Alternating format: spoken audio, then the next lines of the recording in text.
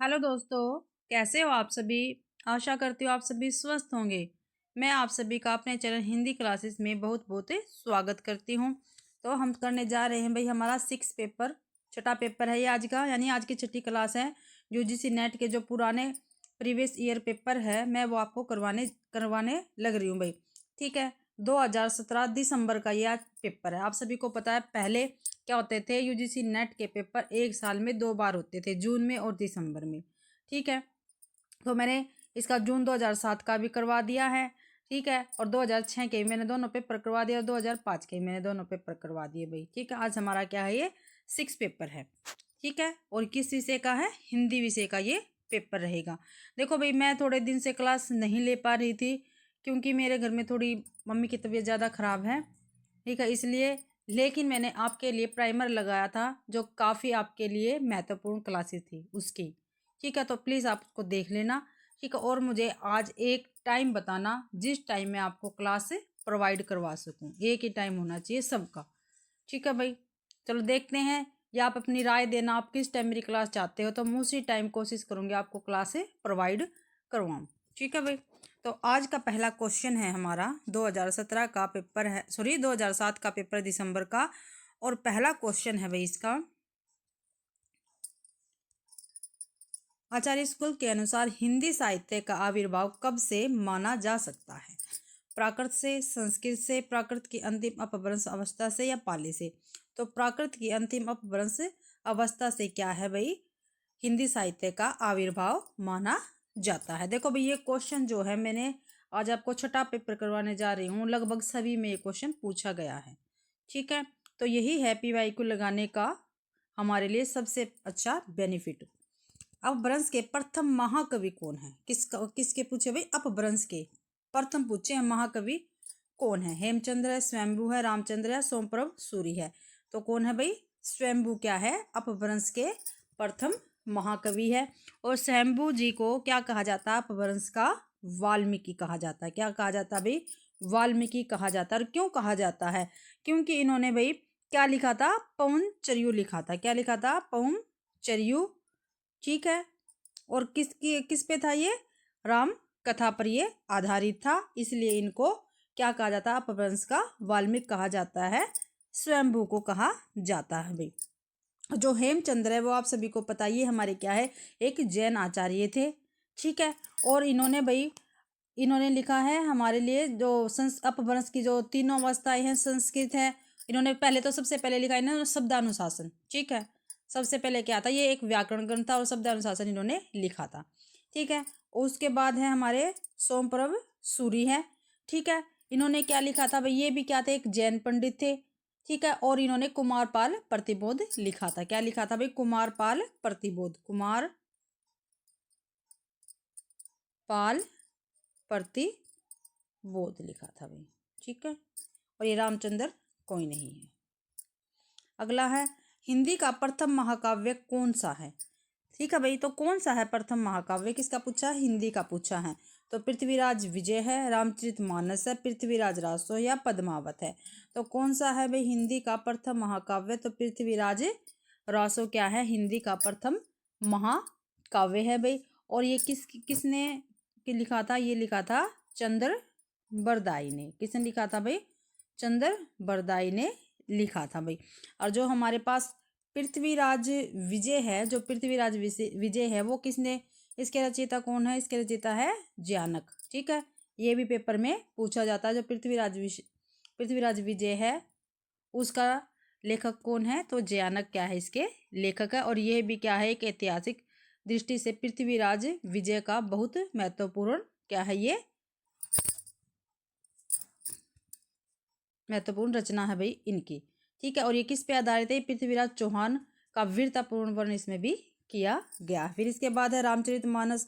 आप सभी को पता है जो रामचरितमानस है, ठीक है, वो किसने लिखी थी, वो हमारे भक्ति काव्य धारा के क्या है, प्रमुख कवि तुलसीदास ने ये लिखी थी भाई। ठीक है, और ये भक्ति काल की क्या है भाई, प्रमुख ग्रंथ है, और 1574 ईस्वी में इसको लिखा था। इसके बाद है पद्मावत। ठीक है, पद्मावत में क्या है, ये किसने लिखी थी, मलिक मोहम्मद जायसी जी ने लिखी थी। ठीक है। और कब लिखी थी? 1540 ईस्वी में लिखी थी। और यह क्या है? एक सूफी प्रेमाख्यान काव्य परंपरा का प्रौढ़तम ग्रंथ है भाई, ठीक है। और आप सभी को पता है इसमें चित्तौड़ के राजा तो रतन सेन है, मैंने पीछे भी क्लासों में भी करवाया आपको, ठीक है। चित्तौड़ के राजा कौन है? रतन सेन है। और सिंहल देव की राजकुमारी कौन है? पद्मावती की प्रेम कथा इसमें वर्णित है भाई, ठीक है। अगला क्वेश्चन है चौथा, आला किसने लिखा है? जो आला खंड है वो किसने लिखा है? तो भाई ये जगनिक ने लिखा है, ठीक है। और इसे परमाल रासों के नाम से भी जाना जाता है। जो आला खंड है इसको परमाल रासों के नाम से भी क्या है? जाना जाता है। और इसके लेखक कौन है? जगनिक जी इसके लेखक हैं, ठीक है। जो हमारे और अमीर खुसरो है, आप सभी को पता है अमीर खुसरो का वास्तविक नाम हमेशा पूछा जाता है, आप उसको ध्यान रखना। क्या है इनका नाम? अबुल हसन। क्या है भाई? अबुल अबुल हसन इनका नाम है भाई, अमीर खुसरो का, ठीक है। और इनके आपको पता है खालिक बारी की पहेलिया मुकरिया गजल क्या है? इनकी सबसे प्रमुख रचनाएं हैं। और जो खालिक बारी हुआ है, देख लो भाई, ये ध्यान से रखना, याद रखना बिल्कुल, ये पेपर में पूछा जाना जाता है। जो खालिक बारी है वो भी किसका है? अमीर खुसरो जी का है। और ये क्या है? ये कोश क्या है? फारसी, अरबी और हिंदी का शब्दकोश है भाई। क्या है? फारसी हिंदी, ठीक है। जो फारसी हिंदी का क्या है भाई? ये शब्द कोश है भाई, ठीक है। और अरबी, सॉरी, फारसी, अरबी और हिंदी का शब्दकोश है। फिर इसके बाद हमारे आगे चंद्रबरदाई, ठीक है। आप सभी को पता है चंद्रबरदाई ने कौन सा महाकाव्य लिखा है? पृथ्वीराज रासो, अभी ऊपर आया था, ठीक है। इसके बाद है नरपति नाल है, ठीक है। इन्होंने क्या लिखा था? बीसल देव रासो, ठीक है। अगला है, इनमें से हिंदी साहित्य का इतिहास किसने नहीं लिखा है? क्या पूछा भाई? नहीं लिखा है, ठीक है। इनमें से कौन सा एक ऐसा लेखक है जिन्होंने हिंदी साहित्य का इतिहास नहीं लिखा है? तो नगेंद्र जी ने क्या है? कोई भी हिंदी साहित्य का इतिहास नहीं लिखा है। इन्होंने ओनली क्या किया है? संपादित किए, यानी संपादन किया है इन्होंने, ठीक है। तो एक तो इन्होंने लिखा है हिंदी साहित्य का वृत्त इतिहास, ठीक है, छठा तथा 10वां भाग इन्होंने संपादित किया है, ठीक है भाई। और जो हमारे पास इसके बाद है लक्ष्मी सागर वार्षण ने, ठीक है। तो इन्होंने क्या किया था? जो हमारे सर्वप्रथम लेखक थे जिन्होंने फ्रेंच में हमारे क्या है हिंदी साहित्य का इतिहास दिया था, उसका क्या नाम था? इस्तवार द ला लिटरेतु इंदो ये हिंदुस्तानी। और किसने लिखा था? ये गारसा दासी ने, और फ्रेंच भाषा में इसको लिखा था भाई, ठीक है। जो उसका अनुवाद है वो लक्ष्मी सागर वार्षण जी ने किया है। और किस नाम से किया है? आप सभी को पता है, हिंदुई, क्या है भाई? हिंदुई साहित्य का इतिहास, हिंदी साहित्य का इतिहास, ठीक है। और ये हिंदी भाषा में इन्होंने इसका अनुवाद किया था, ठीक है। और बच्चन जी ने भी भाई क्या है? हिंदी साहित्य का इतिहास लिखा है। कौन सा लिखा है? इन्होंने लिखा है हिंदी साहित्य का दूसरा इतिहास 1996 ईस्वी में। और राम कुमार वर्मा ने क्या है? आलोचनात्मक इतिहास लिखा, हिंदी साहित्य का आलोचनात्मक इतिहास लिखा, और 1938 ईस्वी में इसको लिखा है भाई। आगे है भाई, पंक्तियां दे रखी है। 12 बरस लो कुकर जीवे, अरु 13 लो जिये सिहार, बरस 18 क्षेत्रीय जीवे, आगे जीवन को धिक्कार। तो ये किसकी पंक्तियां हैं? कुमार रासो की है, पृथ्वीराज रासो की, हमीर रासो की, या परमार रासो की? तो भाई ये परमार रासो की क्या है? पंक्तियां रहेगी। अगला क्वेश्चन है भाई, इनमें से कौन सी राजस्थानी बोली नहीं है? क्या पूछ रखा भाई? राजस्थानी बोली कौन सी नहीं है? तो मारवाड़ी है, ठीक है। बुंदेली नहीं है, क्योंकि बुंदेली भाई हमारी पश्चिमी हिंदी की बोली, किसकी? पश्चिमी हिंदी की बोली है, पश्चिमी हिंदी की बोली है, ठीक है, बुंदेली, ठीक है। मारवाड़ी, मेवाती और मालवी क्या है? ये सभी राजस्थानी बोलियां हैं। आगे है, जो कर्म है वो शब्द की व्युत्पत्ति किस प्रक्रिया से हुई है? जो शब्द है इसका, सॉरी, जो कर्म लिखा हुआ है इस शब्द की व्युत्पत्ति किस प्रक्रिया से हुई है? तो ये भी क्या है? अर्ध तत्सम है। क्या है? अर्ध तत्सम है, क्योंकि आप सभी को पता है जो कर्म है, ठीक है, इसका तत्सम रूप क्या है? कर्म, ठीक है। और इसका तद्भव क्या बन गया? काम बन गया। और जो तद्भव और तत्सम के बीच में रह जाता है उसको क्या कहते हैं? अर्ध तत्सम। तो यहाँ पे कर्म, पहले कर्म ऐसे आया, फिर क्या बना? काम। तो कैसे आएगी इसकी प्रक्रिया? पहले कर्म तत्सम हो गया, फिर ये कर्म अर्ध तत्सम हो गया, फिर क्या है? काम, फिर काम बना, ये क्या बन गया, तद्भव बन गया।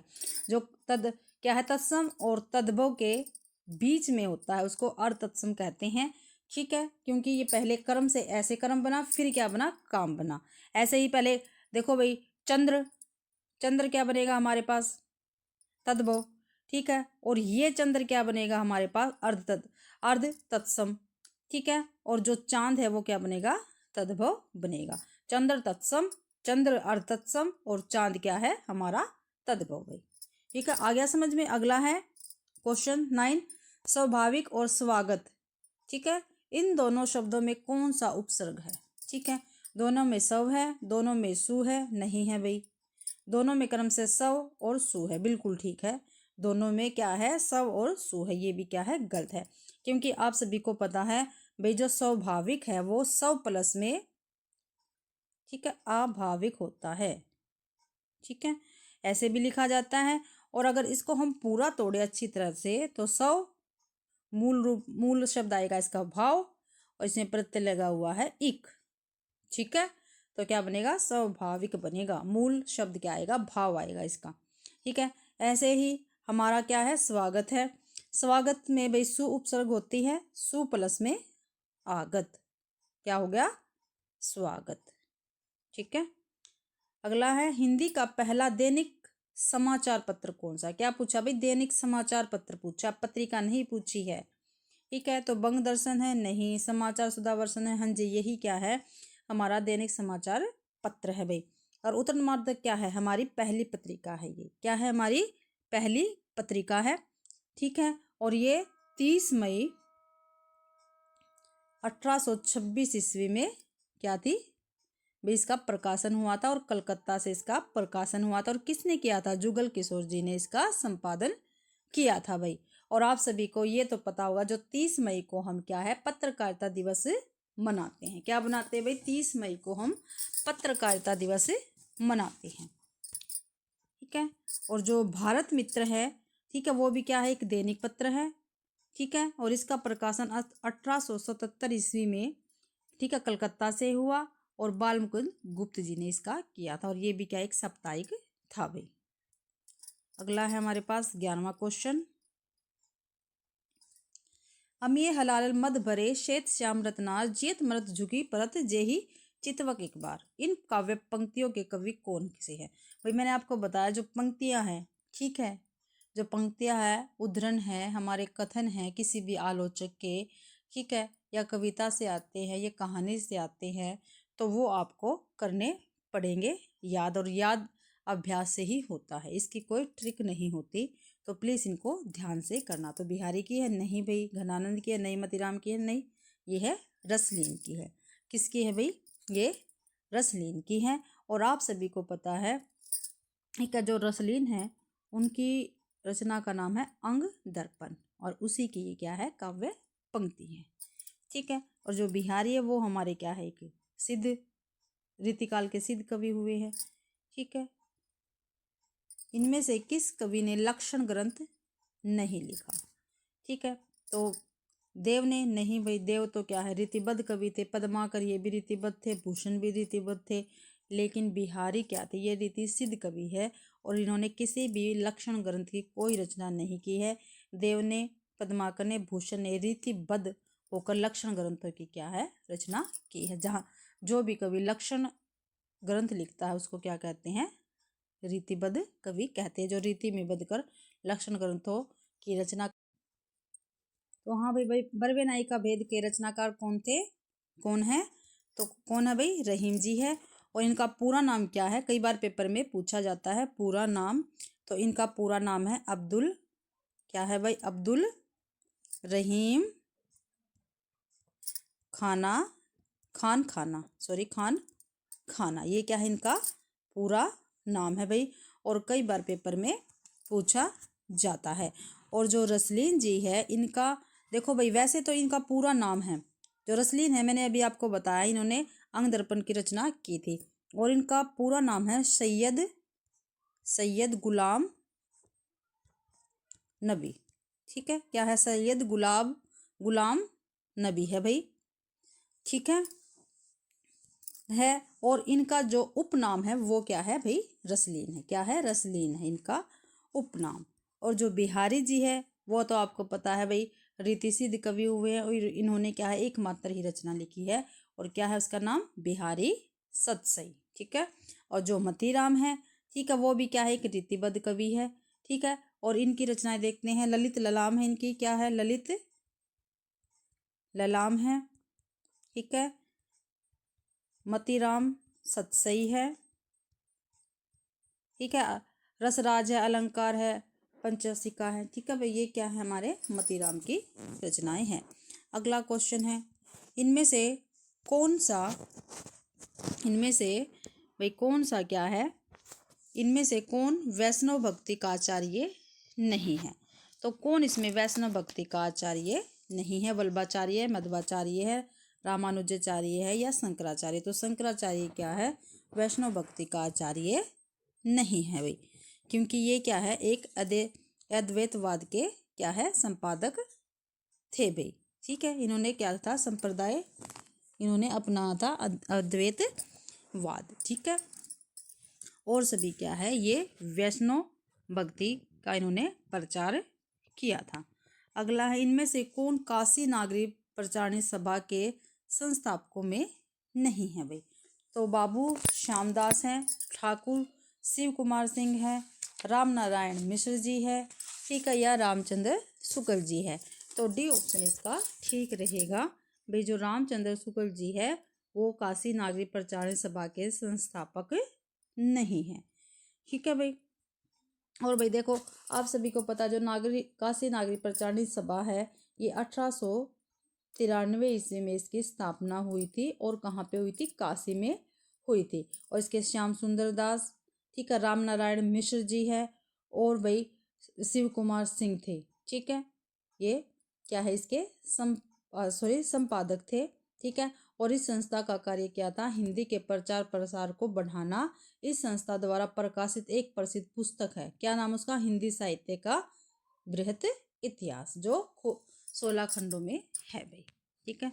अगला है, साहित्य जन समूह के हृदय का विकास है, यह परिभाषा किसकी है। क्या है भाई परिभाषा, साहित्य जन समूह के हृदय का क्या है, विकास है। ठीक है। किसकी परिभाषा है, तो भारतेंदु हरिश्चंद्र के, बालकृष्ण भट्ट के, महावीर प्रसाद द्विवेदी के, हजारी प्रसाद द्विवेदी की है। तो बालकृष्ण भट्ट की ये परिभाषा रहेगी भाई। अगला क्वेश्चन है, प्रसाद कृत, ठीक है, जो प्रसाद जी ने लिखी है, प्रलय की छाया की विषय वस्तु के केंद्र में क्या है। तो महाराणा का प्रताप है, प्रताप का प्रभाव है नहीं, पद्मनी का अग्निदाह नहीं, जल प्रलय है नहीं, रानी कमलावती का पश्चाताप है। तो डी ऑप्शन क्या है हमारा ठीक है। जो देखो भाई, प्रलय की छाया है, ठीक है, इसके रचनाकार कौन है, तो कौन है भाई इसके रचनाकार, तो प्रसाद जी इसके रचनाकार है। और ये क्या है, एक लंबी कविता है। क्या है भाई, लंबी कविता है। और जो लहर इनका कविता संग्रह है उसमें क्या है, ये संकलित, और ये काफी बार पेपर में पूछी गई है भाई। आगे है, निम्नलिखित में से कौन सी रचना उपन्यास नहीं है। ठीक है भाई, उपन्यास नहीं है वो हमें बतानी है भाई। ठीक है। तो रात का रिपोर्टर क्या है, एक उपन्यास है। विषाद मठ भी क्या है, उपन्यास है। अजय की डायरी भी उपन्यास है। लेकिन पश्यंती क्या है, उपन्यास नहीं है। ये धर्मवीर भारती का क्या है, एक निबंध है। और किसका भाई, धर्मवीर भारती का निबंध है। ठीक है। और जो फिर हमारे पास जो विषाद का मठ है, ये किसका है, ये रागे राघव जी का क्या है, उपन्यास है। विषाद मठ किसका, रागे राघव जी का क्या है, उपन्यास है। और अजय की डायरी किसका है भाई, देवराज, ठीक है, देवराज जी का क्या है, ये क्या है, उपन्यास है। और रात का रिपोर्टर किसका है, निर्मल वर्मा का, ये भी क्या है, एक उपन्यास है भाई। ठीक है। अगला है, शीलवती सुरेंद्र वर्मा के किस नाटक की पात्र है। तो शीलवती पूछा है। ठीक है। और ये सुरेंद्र वर्मा है, उसके नाटक की ये क्या है, एक पात्र है। तो सेतुबंध की नहीं, सूर्य की अंतिम किरण से सूर्य की पहली किरण तक, आठवां सर्ग, द्रौपदी, जो ये है, ये क्या है, सुरेंद्र वर्मा जी के नाटक है भाई। और जो सूर्य की अंतिम किरण से सूर्य की पहली किरण है, इसकी क्या है, शीलवती क्या है, एक पात्र है। ठीक है। अगला है, प्रयोगवाद को बैठे ठाले का धंधा किस आलोचक ने किया है। कहा है भाई, प्रयोगवाद को बैठे ठाले का धंधा किस आलोचक ने कहा। तो नंद दुलारे वाजपेयी जी ने यह कहाँ है। और आप सभी को पता है जो नंद दुलारे वाजपेयी जी हैं, ठीक है, वो क्या है, छायावाद के प्रबल समर्थकों में से एक थे, ठीक है। और जो भी ये रामविलास शर्मा है, शिवदान सिंह चौहान है और नामवर सिंह जी है, ये क्या है, सभी मार्क्सवादी आलोचक है। क्या है भाई, मार्क्सवादी आलोचक है भाई, ठीक है। और नंद दुलारे वाजपेयी भी क्या थे, ये आलोचक ही थे भाई। अगला है हमारे पास 21वां क्वेश्चन है, स्थापना और तर्क का ये क्वेश्चन रहेगा भाई, ठीक है। ऊपर स्थापना है और नीचे तर्क है, ठीक है। कविता मनुष्य के हृदय को सवार संबंधों के संकुचित दायरे से ऊपर उठाकर लोक सामान्य भावभूमि पर प्रतिष्ठित करती है, बिल्कुल ठीक है ये। तर्क है क्योंकि कविता संकुचित आत्मा और प्रशस्त लोक का समन्वय है, तो दोनों क्या है, ठीक है, ए और आर दोनों ठीक होंगे भाई। अगला है स्थापना, काव्य भाषा को सहज होना चाहिए और उसे वैचित्र वक्रता अलंकार आदि के आडंबर से मुक्त होना चाहिए, बिल्कुल ठीक है भाई, ठीक है। तर्क क्योंकि अलंकार उक्ति वैचित्र का प्रयोग श्रेष्ठ कवि ही कर सकते, नहीं भाई ये क्या है, गलत है। जरूरी नहीं भाई इनका प्रयोग बिल्कुल श्रेष्ठ कवि ही करे, आम कवि भी क्या है इनका प्रयोग कर सकता है, इसलिए ए सही है और आर क्या है, गलत है भाई। अगला है स्थापना, मिथक जातीय स्मृति पर आधारित होते हैं, जो मिथक है वो जातीय स्मृति पर आधारित होते हैं, क्योंकि इसलिए मिथक को विकासशील माना गया है, दोनों क्या है, ठीक है भाई। तो ए और आर दोनों गलत हैं, ए गलत है, आर सही है, डी ऑप्शन क्या है हमारा, ठीक है, ए और आर दोनों सही है। अगला है स्थापना है, तुलसी के मत में, जो तुलसीदास है उनके मत में निर्गुण रूप सुलभ अति सगुण जन नहीं कोई, सुगम अगम नाना चरित्र सुनी मुनि मन भ्रम हुई, ठीक है, ये बिल्कुल ठीक है। तर्क है इसकी क्या है, नीचे व्याख्या कर रखी, क्योंकि सगुण साकार को उपासना और अनुभव के दायरे में लाना सहज है, जबकि निर्गुण निराकार की उपासना और अनुभूति नितांत कठिन है, दोनों क्या है, ठीक है भाई। तो ए और आर दोनों सही रहेंगे। अगला क्वेश्चन है स्थापना है, प्रयोगवाद केवल शिल्प का चमत्कार है, ठीक है। जो प्रयोगवाद है वो केवल लिख रखा है, ठीक है। और जहाँ भी आपको पता है भाई केवल आ गया, ठीक है, वो क्या है, गलत है, क्योंकि केवल में क्या है, इसको ही प्रमुख बना दिया है, तो ये क्या होगा, गलत है। क्योंकि प्रयोगवादी कविता में कई नए शिल्पगत प्रयोग किए गए, ये बिल्कुल ठीक है, प्रयोग तो इसमें हुए थे, लेकिन केवल शिल्प का चमत्कार ये क्या है, गलत है, तो ए गलत है और आर सही है भाई। अगला क्वेश्चन है 26वां क्वेश्चन है हमारे पास, स्थापना है, अनुभव की प्रमाणिकता दलित और स्त्री लेखन की मूल शर्त है, ठीक है भाई, ये बिल्कुल ठीक है। अनुभव की प्रमाणिकता दलित और स्त्री लेखन की मूल शर्त है, बिल्कुल ठीक है, क्योंकि साहित्यकार वर्ग चेतना से प्रतिबद्ध होता है, ये क्या है, गलत है, वर्ग चेतना से कोई भी साहित्यकार प्रतिबद्ध नहीं होता, तो ए सही है और आर गलत है, तो सी ऑप्शन क्या रहेगा हमारा, ठीक रहेगा भाई। अगला है स्थापना और तर्क दे रखे 27वां क्वेश्चन हमारे पास, जैसे विषम में विश्व आत्मा की अभिव्यक्ति होती है वैसे ही नाटक में रस की अभिव्यक्ति होती है, बिल्कुल ठीक है। तर्क क्योंकि प्रक्षेप नाटक में आधांत रस का अनुभव करता है, गलत है, ए सही है और आर गलत है। अगला क्वेश्चन है वे हमारे तर्क और स्थापना वाले क्वेश्चन खत्म हो गए यहाँ पे। अब इसमें पूछ रखा है, निम्नलिखित में से कौन सा युग्म असंगत है, तो कौन सा युग्म असंगत है, तो विषाद मठ, अभी हमने देखा था विषाद मठ किसका है, अभी मैंने अभी पीछे बताया था, तो किसका है, ये गलत है, ये है रागे राघव का, किसका है, रागे राघव का, ये है भाई, ठीक है। 28वां क्वेश्चन है, पहला क्या है, गलत है, मैंने इसके सामने क्या है जो इनके लेखक है उसका लिख दिया है। और विषव बाहु किसका है, जो विषव बाहु परशुराम है, सॉरी विषव बाहु परशुराम है, वो किसका है, ये विशंबर नाथ का है, किसका भी, विशंबर नाथ का है, किसका है, मैं काट के लिख रही हूँ, किसका भाई, विशंबर नाथ का है, ठीक है। और जो अंतिम अरण्य है ये निर्मल वर्मा का, ये क्या है, ठीक है। और इसमें यही पूछ रखा था भाई जो युग्म संगत है यानी सही है वो हमें बताना है, तो अंतिम अरण्य किसका, निर्मल वर्मा का, ये ठीक है। और मैया दास की माड़ी ये मोहन राकेश का नहीं है भाई, ये किसका है, ये भीष्म साहनी जी का उपन्यास है, किसका है, भीष्म साहनी जी का, भीष्म साहनी जी का है, ठीक है। अगला क्वेश्चन है, निम्नलिखित में से कौन सा युग्म असंगत है? असंगत यानी गलत है, वो हमें बताना है। ठीक है, गलत बताना है, ध्यान रखना इस बात का। गलत। तिरस्कृत, ये कुछ नहीं है। तिरस्कृत किसकी है? मोहनदास नेमिसराय की। यही क्या है? गलत है। तिरस्कृत इनकी नहीं है। ठीक है, ये किसकी है भाई? ये है सूरजपाल सिंह की है। किसकी है? सूरजपाल सिंह की है। सूरजपाल सिंह की ये क्या है? एक क्या है भाई? ये एक आत्मकथा है। ठीक है, और 2002 में क्या है? ये लिखी गई थी।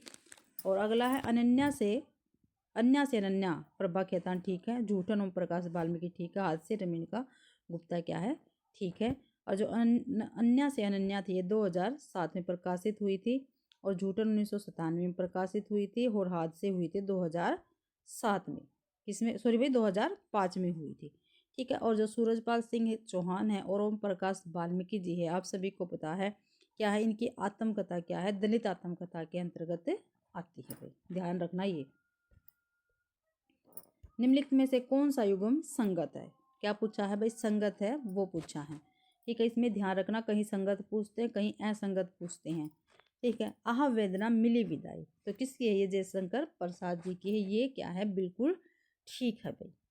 ठीक है, सखी वे मुझसे कह कर जाते, ये काफी बार पीछे भी क्या हमारी पंक्ति आई है। ये किसकी है? मैथिली शरण गुप्त जी की है। किसकी है? मैथिली शरण गुप्त जी की है। मैथिली शरण गुप्त जी की है। सखी वे मुझसे कहकर जाते, एक बार बस और नाच तो शाम। क्या भाई? एक बार बस और नाच तो शाम, ये किसकी है? ये है निराला जी की। किसकी है भाई? निराला जी की है। और दुख सबको मांझता है, ये है अज्ञे जी की। किसकी है? अज्ञे जी की पंक्तियां हैं। ठीक है, इनको ध्यान से आप पढ़ लेना, काफी बार पेपर में पूछी गई हैं। अलग अलग करके ये पंक्तियां पूछ ली जाती है। प्रकाशन काल की दृष्टि से सही अनुक्रम। ठीक है, जो 31वां क्वेश्चन है वो हमारा सही अनुक्रम का है भाई। ठीक है, तो चित्ररेखा, सन्यासी, निर्मला, न आने वाला कल, तो निर्मला 1927 की है। ठीक है, और किसकी है भाई? आप सभी को पता है, ये प्रेमचंद्र द्वारा लिखा गया क्या है? एक उपन्यास है। ठीक है, इसके लेखक कौन है? प्रेमचंद्र जी है। 1927 की है। और जो चित्रलेखा है ये 1934 की है। ठीक है, और ये है भगवती चरण वर्मा की। किसकी है? भगवती चरण वर्मा की है। और सन्यासी किसकी है? ये सन्यासी 1940 की रचना है। ठीक है, और ये इलाचंद्र जोशी द्वारा लिखित एक मनोवैज्ञानिक क्या है? उपन्यास है। ठीक है, ये सभी क्या है? उपन्यास है, सॉरी। ठीक है, ये किसका है? अभी मैंने क्या बताया आपको? इलाचंद्र जोशी द्वारा लिखित इलाचंद्र ठीक है, इलाचंद्र जोशी द्वारा लिखित मनोवैज्ञानिक उपन्यास है। और न आने वाला कल, ये 1968 का है। ठीक है, और मोहन राकेश द्वारा लिखित क्या है? ये एक उपन्यास है भाई। ठीक है, तो बी ऑप्शन हमारा ठीक रहेगा। पहला आएगा निर्मला 1927, चित्रलेखा 1937, सन्यासी 1940, न आने वाला कल 1968। ठीक है, अगला क्वेश्चन है भाई हमारा, कालक्रम की दृष्टि से निम्नलिखित कहानियों का सही अनुक्रम क्या है? तो मिठाई वाला, वापसी, यश ज्ञान, इंदुमती। ठीक है, तो देखो भाई, जो मिठाई वाला है, ठीक है, ये 1942 की रचना है। ठीक है, और किसकी है ये मिठाई वाला? भगवती प्रसाद वाजपेयी जी की है। ठीक है, भगवती प्रसाद वाजपेयी जी की रचना है मिठाई वाला। और जो वापसी है ये 1961 की है, और उषा पिरमवदा की ये रचना है। और यश ज्ञान 1996 का है, और ये है अखिलेश का। ठीक है, और इंदुमती किसकी है? 1900 ईस्वी की है। सबसे पहले क्या आएगा? इंदुमती आएगी, और ये किशोरी लाल गोस्वामी जी की क्या है? ये कहानी है भाई। ठीक है, ये क्या है? सारी कहानियां हैं। तो सबसे पहले इंदुमती आएगी 1900 में, फिर 1942 में मिठाई वाला आएगा। ठीक है, कहानियां है सारी। फिर 1900 क्या है?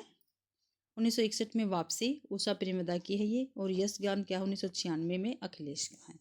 ठीक है, तो सी ऑप्शन हमारा ठीक रहेगा। अगला क्वेश्चन है, कालक्रम की दृष्टि से निम्नलिखित पत्रिकाओं का सही अनुक्रम क्या है? क्या भाई? पत्रिका दे रखे, उनका सही अनुक्रम हमें बताना है। तो पहला, सबसे पहले पता है आप सबको भाई, सबसे पहले हिंदी प्रदीप आएगा। ठीक है, और ये क्या थी? एक मासिक पत्रिका थी। बी ऑप्शन इसका ठीक है। एक मासिक पत्रिका थी, 1877 में इसका प्रकाशन स्टार्ट हुआ था। ठीक है, और बाल कृष्ण भट्ट हिंदी प्रदीप बाल कृष्ण भट्ट, 2-3 बार ऐसे पढ़ोगे ना हिंदी प्रदीप बाल कृष्ण भट्ट तो आपको याद हो जाएंगे। और इलाहाबाद से ही क्या थी, निकलती थी पत्रिका। ठीक है। और सुधा 1929 की है। ठीक है। और ये भी क्या थी, एक मासिक पत्रिका थी और ये लखनऊ से निकलती थी। ठीक है। और दुलारे लाल भार्गव थे, जो दुलारे लाल भार्गव जी थे वो क्या थे, इसके संपादक थे। ठीक है। और रुपाब 1938 में थी। ठीक है। ये भी क्या थी, एक मासिक पत्रिका थी और इसका प्रकाशन 1938 ईस्वी में हुआ था। और सुमित्रानंदन पंत के संपादक, सुमित्रानंदन पंत जो थे वो इसके संपादक रहे थे। ठीक है भाई। और जो कृति है, कृति ये 1958 की पत्रिका है। ठीक है। इसका प्रकाशन भाई आपको पता है दिल्ली से होता था और नरेश मेहता जो थे इन्होंने इसका प्रकाशन करवाया था, इसलिए आपका बी ऑप्शन ठीक है। सबसे पहले हिंदी प्रदीप आएगी 1877 ईस्वी की, ये ध्यान रखना, ये बालकृष्ण भट्ट जी की है और ये इलाहाबाद से निकलती थी और ये क्या थी, एक मासिक पत्रिका थी भाई। अगला है, कालक्रम की दृष्टि से लक्ष्मी नारायण लाल के नाटकों का सही अनुक्रम। किसके नाटकों का बताना, लक्ष्मी नारायण लाल जी है जो, उनके नाटकों का सही अनुक्रम हमें बताना है। ठीक है। कलंकी, बलराम की तीर्थ यात्रा, अंधा कुआं, मादा क्रैक्टस। तो भाई सबसे पहले इनका आएगा अंधा कुआं आएगा। क्या आएगा, अंधा कुआं आएगा, फिर मादा क्रैक्टस आएगा, फिर कलंकी आएगी, फिर बलराम की यात्रा आएगी भी। ठीक है। इनके क्या है, ये एक नाटक है और अंधा कुआं 1955 ईस्वी में है और ये लक्ष्मी नारायण लाल के नाटक है ओनली। ठीक है। एक ही लेखक है, उसके नाटक दे रखे हैं। अंधा कुआं 1955 ईस्वी में सबसे पहले ये है, फिर मादा क्रैक्टस। ये तो इनका काफ़ी, दोनों जो है काफ़ी फेमस नाटक रहे हैं भी। ठीक है। अंधा कुआं 1955 लक्ष्मी नारायण लाल, मादा क्रैक्टस 1959 लक्ष्मी नारायण लाल, कलंकी 1969 लक्ष्मी नारायण लाल, बलराम की तीर्थ यात्रा 1983 ईस्वी क्या है, लक्ष्मी नारायण लाल जी की ये है। ठीक है। अगला है, निम्नलिखित ग्रंथों के प्रकाशन का सही अनुक्रम क्या है। ठीक है। हमें सही अनुक्रम हमें बताना है। नीचे क्या है, ग्रंथ दे रखे हैं और ये उपन्यास विधा के ग्रंथ हैं। ठीक है। और इनके जितने भी ये लिखे हैं, बाणभट्ट की आत्मकथा, चारुचंद्र लेख, पुनर्वा, अनाम दास का पोथा। ठीक है। इनके लेखक का क्या नाम है, ये है हजारी प्रसाद द्विवेदी जी। कौन है, हजारी प्रसाद द्विवेदी जी है भाई। ठीक है। ये इसके क्या है, इतने जितने भी उपन्यास इनके लेखक हैं। और सबसे पहले इन्होंने लिखा था बाणभट्ट की आत्मकथा। अगर आप किसी को प्रकाशन वर्ष भी याद नहीं है तो सबसे पहले बाणभट्ट की आत्मकथा इन्होंने उपन्यास लिखा था 1946 ईस्वी में भाई। फिर चारुचंद्र लेख 1963 में, फिर पूर्णवा 1973 में, फिर अनामदास का पोथा 1976 ईस्वी में। तो ये ऑप्शन हमारा ठीक रहेगा भाई। अगला, निम्नलिखित संस्थाओं की स्थापना का सही अनुक्रम। ठीक है भाई, संस्थाएं दे रखी है। ठीक है। और उनका सही अनुक्रम हमें लगाना है। तो सबसे पहले काशी नागरी प्रचारणी सभा आएगी, मैंने अभी भी आपको पीछे बताया था। सी ऑप्शन क्या है इसका ठीक है। जो काशी नागरी प्रचारणी सभा है उसका प्रकाशन 1893 ईस्वी में हुआ था। ठीक है भाई। और ये काशी से इसकी स्थापना हुई थी। और अभी पीछे मैंने आपको बताया था, तो श्याम सुंदर दास है, राम नारायण मिश्र जी हैं और शिव कुमार सिंह जी क्या थे, इसके प्रमुख संस्थापक रहे थे। ठीक है। फिर है हिंदी साहित्य सम्मेलन। जो हिंदी साहित्य सम्मेलन था वो 1910 ईस्वी में हुआ था और इसके प्रथम सभापति पूछ लिया जाता कई बार, मदन मोहन मालवीय बने थे। कौन भाई, मदन मोहन मालवीय क्या थे, बने थे भाई इसके संपादक। ठीक है। अगला है, दक्षिणी भारत हिंदी प्रचार सभा। क्या है, दक्षिणी भारत हिंदी प्रचार सभा 1927 ईस्वी में क्या था, इसकी स्थापना हुई थी और महात्मा गांधी क्या थे, इसके संस्थापक थे। ये काफ़ी बार क्वेश्चन आ गया अलग से भी। और जो केंद्रीय हिंदी निर्देशालय है, ठीक है, वो भाई 1960 ईस्वी में क्या थी, इसकी स्थापना हुई थी। 1 मार्च 1960 ईस्वी में इसकी क्या थी, स्थापना हुई थी। ठीक है। तो सी ऑप्शन क्या है हमारा ठीक रहेगा। अगला है, इतिहास की दृष्टि से हिंदी महाकाव्यों का सही अनुक्रम। इतिहास की दृष्टि से पूछा भाई। ठीक है। सबसे पहले प्रिय प्रवास आएगा। ठीक है। फिर साकेत 1901, देखो प्रिय प्रवास 1914। ठीक है। तो क्या ये महाकाव्य हैं। 1914 ईस्वी में प्रिय प्रवास लिखा गया और किसने लिखा, अयोध्या सिंह उपाध्याय हरिओद जी ने लिखा था। हरिओद जी ने लिखा था। साकेत 1931 का है, किसका है, मैथिली शरण गुप्त जी का है। फिर है कामायनी 1935 ईस्वी का। देखो भी कामायनी है, उसका प्रकाशन वर्ष कहीं पे 1935 मिलता है और कहीं पे 1936 मिलता है। ठीक है, तो ये इसका ध्यान रखना आप। ठीक है, ये जयशंकर प्रसाद जी का है, जयशंकर प्रसाद जी। और लोकायत है 1964 ईस्वी का। ये है सुमित्रानंदन पंत का।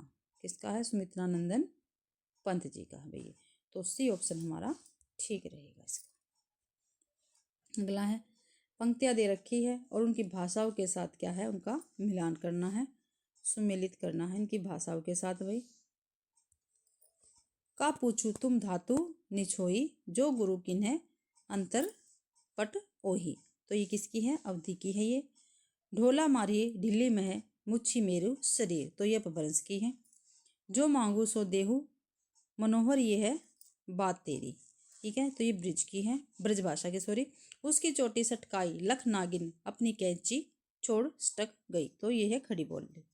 तो भाई हमारा ए का 4 है और बी का 1। ए का 4 है, बी का 1, ए का 4 है भाई, बी का 1। तो बी ऑप्शन हमारा ठीक रहेगा। ए का 4 1 में ही है, बी का 1। ठीक है, बी ऑप्शन क्या हमारा ठीक है भाई। निम्नलिखित काव्य ग्रंथों को उनके रचनाकारों के साथ क्या हमें सुमेलित करना है भाई। ठीक है, तो भाई क्या दे रखा है? हितरंगिणी है। हितरंगिणी किसकी है? कृपाराम की है। ठीक है, किसकी है हितरंगिणी? कृपाराम की है। और आप सभी को पता है ये क्या है? नायिका भेद विवेचन है इसमें। ठीक है, और 1541 की ये क्या है? रचना है। और प्रेम वाटिका किसकी है? ये है हमारे किसकी है भाई? ये है रस खान की है। ठीक है, मदनाष्टक रहीम जी की है। अंग दर्पण रसलीन की है। अभी पीछे सारी आई थी और मैंने आपको बताया था भाई। ठीक है, तो इसका पहले का 3, दूसरे का 4, पहले का 3, दूसरे का 4, पहले का 3, दूसरे का 4, ए ऑप्शन में ही है। ए ऑप्शन हमारा ठीक रहेगा। 40वां क्वेश्चन है, निम्नलिखित बोलियों को उनके भौगोलिक क्षेत्र के साथ सुमेलित करना है। बोलियां दे रखी है एक तरफ और एक तरफ उनके क्षेत्र दे रखे हैं, उनके साथ इनको क्या करना है? इनका मिलान करना है। जो हड़ौती है वो क्या है? राजस्थान की बोली है। ठीक है, बघेली ये किसकी है? ये है मध्य प्रदेश की। गढ़वाली किसकी है? उत्तराखंड की है। और कन्नौजी क्या है? उत्तर प्रदेश की है भाई। तो ए का 3 हो गया, बी का 4 हो गया। इसमें भी ए का 3, बी का 4, 2 में है भाई। अगला है सी का 1, उत्तराखंड, गढ़वाली उत्तराखंड, सी का 1। सी ऑप्शन क्या है हमारा ठीक रहेगा भाई। ठीक है, अगला है निम्नलिखित काव्य पंक्तियों को उनके रचनाकारों के साथ सुमेलित करना है। ठीक है भाई, काव्य पंक्तियां दे रखे हैं और एक तरफ उनके रचनाकार दे रखे हैं, उनका क्या करना हमें? मिलान करना है। सजनी मधुर निजतव दे, कैसे मिलूं अभिमानिनी मैं। ठीक है, सजनी मधुर निजतव दे, कैसे मिलूं अभिमानी मैं। तो ये किसकी है? महादेवी वर्मा की है। प्रिय के हाथ लगाए जागी, ऐसी मैं सो गई अभागी। ये है निराला जी की। तू अब तक सोई है आली, आंखों में भरे विहागरी। तो ये है जयशंकर प्रसाद जी के। कौन तुम रूप सी कौन, व्योम से उतर रही चुपचाप। तो ये सुमित्रानंद पंत की है भी काव्य पंक्तियां। तो पहले का 4 हो गया और भाई दूसरे का 3 हो गया। पहले का 4, दूसरे का 3, पहले का 4, दूसरे का 3 भाई 2 में है। ठीक है, नहीं नहीं नहीं, 1 में ही भाई, पहले का 4 है। ठीक है, तो बी ऑप्शन क्या है ठीक है भाई। अगला है इन कथनों के साथ उनके अलंकारों को सुमेलित करना है भाई। एक तरफ क्या है? कथन दे रखे हैं और दूसरी तरफ क्या दे रखा है? अलंकार दे रखा है, उनको क्या करना हमें? सुमेलित करना है। वह आदमी नहीं हैवान है। ठीक है, तो ये क्या है? अपहुंती है। ठीक है, क्या है भाई? ये अपहुंती है। वह तो मानो देवता है। ठीक है, तो ये क्या है? उत्प्रेक्षा है। कहीं ये उसकी चाल तो नहीं। तो यहाँ पे क्या है? भ्रांति हो रही है, भ्रांतिमान है। आप तो साक्षात इंद्र है। तो ये क्या है? रूपक है भाई। ठीक है, और आप सभी को पता है उत्प्रेक्षा अलंकार कैसे होता है? जहाँ इसकी परिभाषा क्या होती है? जहाँ उपमेय में उपमान की संभावना हो। क्या भाई? उपमेय है और उपमान की संभावना दे दी। ठीक है, और क्या है इसके? आप सभी को पता है मानो जानो जनु जानो, ये क्या है इसके? ठीक है, आपको इसकी पहचान का पता होगा। तो ये उत्प्रेक्षा है, मानो आ गया यहाँ पे। ठीक है, और जो रूपक है आप सभी को पता है, यहाँ उपमेय में उपमान का अभेद या आरोप किया जाता है, वहाँ पे रूपक होता है। जैसे मुख क्या है, चंद्र है। अब यहाँ पे लगा लो आप तो साक्षात इंद्र है। ठीक है, तो भाई क्या है, मुझे तो क्या है, इंद्र ही बना दिया, तो यहाँ पे रूपक अलंकार हो गया। ठीक है, उसके बाद क्या है, भ्रांतिमान है। ठीक है, भ्रांतिमान है, उसमें क्या है, देखो भाई, रूप रंग क्रम आदि की जहाँ भी समानता हो जाती है। ठीक है, और उस समानता के कारण हमें क्या है भ्रांति होने लगती है, तो वहाँ पे क्या होता है, भ्रांतिमान अलंकार होता है। जैसे यहाँ पे दे रखा, कहीं है उसकी चाल तो नहीं, यहाँ पे क्या है, भ्रांतिमान अलंकार है भाई। ठीक है, और इसके बाद क्या रह गया, वह आदमी नहीं भाई, इसके बाद एक विरोधाभास रह गया और अपहुंति रह गया। विरोधाभास देखो भाई, जहाँ विरोध न रहने पर भी क्या किया जाए, विरोध का आभास हो, वहाँ विरोधाभास अलंकार होता है। जैसे मीठी लगे अखियन लोईनी। ठीक है, अगला है अपहुंति अलंकार। देखो, उपमेय में उपमान का क्या होता है, आरोप होता है। जैसे यह मुख नहीं चंद्र है, क्या है, यह मुख नहीं चंद्र है। देखो, वह आदमी नहीं हैवान है। ठीक है, तो क्या है, अपहुंति अलंकार रहेगा। तो ए का इसमें 5 आएगा, पहले ए का 5 भाई एक में ही है, तो डी ऑप्शन हमारा क्या है, ठीक रहेगा। अगला है 43, निम्नलिखित क्रिया रूपों को उनकी बोलियों के साथ सुमेलित करना है भाई। ठीक है, करो बांगरू का है, करहू ब्रजभाषा, करहू है हमारा अवधी का है, और करो है हमारा ब्रज का, और करा है भोजपुरी का भाई। तो ए का 4 है, बी का 3 है, तो ए ऑप्शन हमारा ठीक रहेगा। 44 है, निम्नलिखित पंक्तियों को उनके लेखकों के साथ सुमेलित कीजिए। सूची 1, सूची 2। ठीक है, अब अभिव्यक्ति के सारे खतरे उठाने ही होंगे। पंक्तियां दे रखी है और साथ में उसके लेखक दे रखे हैं, उनको हमें क्या करना भाई, मिलान करना है। अब अभिव्यक्ति के सारे खतरे उठाने ही होंगे, तोड़ने होंगे मन। ठीक है, ये है मुक्तिबोध का। सब ने भी क्या है, सब ने भी अलग अलग संगीत सुना। ठीक है, तो ये है आगे का, असाध्य विना से है। नयन में जिसके जलद वह त्रिशिक चातक हूं मैं, तो यह है महादेवी का। ऐसनी पात से शासित उन्नत सत सत वीर, तो ये है हमारे निराला जी का है भाई। तो ए का 4 है, तो ए का 4 देखते हैं, 2 में है भाई। फिर बी का 1 है, तो सी का देख लेते हैं। सी का हमारे पास है 2, सी का 2 है, तो सी ऑप्शन ही हमारा ठीक रहेगा। अगला है निम्नलिखित शब्दों के, जो निम्नलिखित शब्द दे रखे हैं उनके समास के साथ सुमेलित करना। एक तरफ शब्द है, दूसरी तरफ क्या है, समास दे रखे हैं, उनको क्या करना है, मिलान करना है उनका। ठीक है, वनवास। ठीक है, क्या दे रखा है, वनवास दे रखा है। वनवास में क्या है, तत्पुरुष समास है भाई, क्या है, तत्पुरुष समास है। दान पुण्य में द्वंद्व है, त्रिनेत्र में बहुवीर्य है, और यथाविधि में क्या है, अविभाव समास है। तो भाई ए का 5, बी का 3, तो बी ऑप्शन हमारा ठीक रहेगा इसका।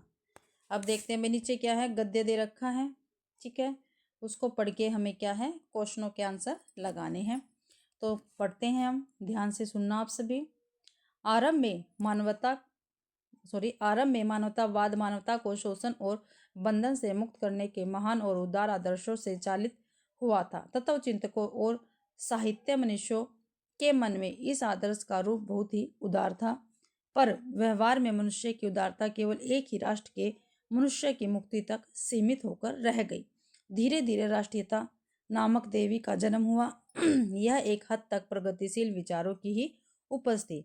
हमारे देश में भी नए जीवन साहित्य के सफर से नवीन जीवन आदर्श जाग पड़े। मानवतावाद भी आया। दलितों, अधपतितों और उपेक्षितों के प्रति सहानुभूति का भाव भी आया, और साथ ही साथ राष्ट्रीयता भी आई। पश्चिमी देशों में राष्ट्रीयता भावना के बहुल प्रचार ने एक राष्ट्र के भीतर सुविधा भोगी और सुविधा के जुटाने वाले दो वर्गों के व्यवधान को बढ़ाने में सहायता पहुंचाई। जिन लोगों के पास संपत्ति है और जिनके पास संपत्ति नहीं है, उनका यहाँ पे अंत आएगा भाई, अंतर भयंकर होता गया। एक तरफ तो विषमता बढ़ती गई और दूसरी तरफ राष्ट्रता की देवी युवावस्था की दहलीज पर पहुंचकर ऐसी ईर्ष्यालु रमणी साबित हुई जो सारे परिवार को ही ले डूबती है। इस विकृत विचारों के ठाए ठाए दो महायुद्धों को भूपृष्ठ पर उतार दिया। इस प्रकार मनुष्यता की महिमा भी विकृत रूप में भयंकर हो उठी। मानवता के उदय का प्रेरणा स्रोत क्या है? तो क्या है भाई? मानव को शोषण और बंधन से मुक्त कराना, मानव के लिए सुख सुविधा जुटाना, मानव को अंतर्राष्ट्रीय स्तर पर एकजुट करना, या मनुष्य के मन में राष्ट्रीय भावना जगाना। तो पहला ऑप्शन क्या है हमारा? ठीक है, मानवता को शोषण और बंधन से मुक्त करना। ये ऊपर लाइन आई है भाई, ठीक है, यहाँ पर ही लाइन है ऊपर, देखो ये रहा, शोषित और बंधन से मुक्त करना पहली ही लाइन में है ये भाई, ठीक है। राष्ट्रीयता का जन्म कैसे हुआ? तो कैसे हुआ? जब आधुनिक देश में देश राष्ट्र का रूप लेने लगे, जब मानवता के स्थान पर राष्ट्रीयता का महत्व बढ़ गया, जब उदार मानवतावाद एक राष्ट्र की वृद्धि में सीमित हो गया, जब लोगों में राष्ट्र प्रेम की भावना प्रबल हो गई। क्या है? सी ऑप्शन हमारा ठीक रहेगा। जब उदार मानवतावाद एक राष्ट्र की वृद्धि में सीमित हो गया, जब हमारी राष्ट्रीयता का जन्म हुआ भाई। इसका क्वेश्चन है लास्ट में, और नहीं सॉरी 48वां क्वेश्चन है, संकुचित राष्ट्रीय भावना का दुष्परिणाम क्या निकला? तो क्या निकला भाई? आंतरिक कलह के कारण कई राष्ट्रों का बंटवारा होता गया। नहीं। राष्ट्रीयता ने मानवता की भावना को कुचल दिया। ये क्या है? ठीक है। राष्ट्रों में परस्पर श्रेष्ठता की होड़ लग गई। नहीं भाई। मानवता धनी और निर्धन दो वर्गों में बट गई। तो बी ऑप्शन क्या रहेगा? ठीक रहेगा। मनुष्य की महिमा किन कारणों से विकृत हो उठी? संकुचित राष्ट्रीय भावना और परिमाणतः महायुद्ध। ठीक है, ये क्या है? ठीक है, ये ऑप्शन हमारा ठीक रहेगा भाई। और इस पेपर का लास्ट क्वेश्चन है हमारा 50वां क्वेश्चन है ये, उपयुक्त गद्यांश का उपयुक्त शीर्षक क्या है? तो क्या होगा? जो हमने गद्यांश पढ़ा था उसका उपयुक्त शीर्षक क्या होगा, ये हमें बताना है भाई। मानवतावादी राष्ट्रीय भावना? नहीं। राष्ट्रीय भावना के विविध रूप? नहीं। मानवता से राष्ट्रीयता की ओर? तो सी ऑप्शन क्या रहेगा हमारा? ठीक रहेगा भाई। और इसी क्वेश्चन के साथ ही हमारी आज की क्लास क्या होती है, समाप्त होती है भाई। आशा करती हूँ भाई आपको ये पेपर जो हमारा है दिसंबर 2007 का, वो आप सभी को पसंद आया होगा भाई। ठीक है, अगर आप सभी को मेरी क्लास ये पसंद आई है तो ज़्यादा से ज़्यादा शेयर करना।